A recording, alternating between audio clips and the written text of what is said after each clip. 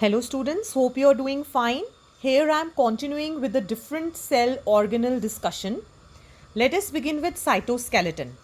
From the term cyto means cell and skeleton, you know it gives the framework to the cell. So it is network of these filamentous proteinaceous structures which help in giving the cell shape. It also helps in motility and giving the mechanical support to the cell. Next, coming to cilia and flagella. They both are hair-like outgrowths of cell membrane. Cilia is smaller in size and flagella is longer. Generally, the number of cilia are more than that of flagella. So these are present in prokaryotes usually. So cilia helps in movement of cell or the cell fluid, as well as flagella also helps in cell movement. So let us look at the structure of cilia and flagella, how they look like. Basically, they are made up of proteins which are microtubules, and their core is having the microtubular structure that is called as axoneme. There are 9 pairs of doublets of radially arranged peripheral microtubules, means 9 doublets are arranged at the periphery. I will show you the diagram. Plus a pair of centrally located microtubule is present. So the arrangement is like 9 plus 2 arrangement. What is that? Let us see over here in the diagram. So this is the 9 plus 2 arrangement. These are 9 doublets. 1, 2, 3, 4, 5, 6, 7, 8 and 9. 9 doublets are there. In the center, a pair is there which is called as central sheath. This is the structure of axoneme.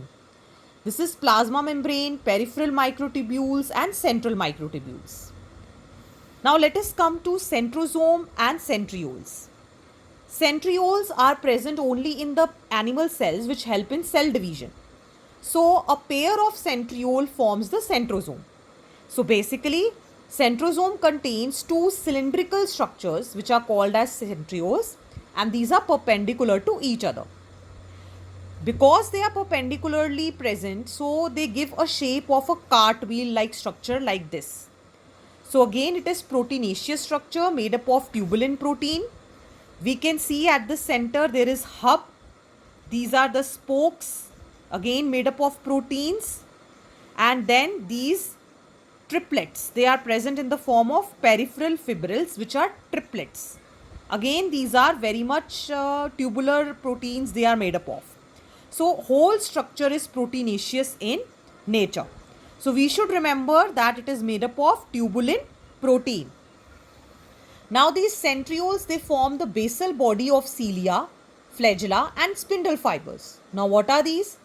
The cilia and flagella, they are having one base through which the cilia or flagella is attached. So that is made up of centrioles.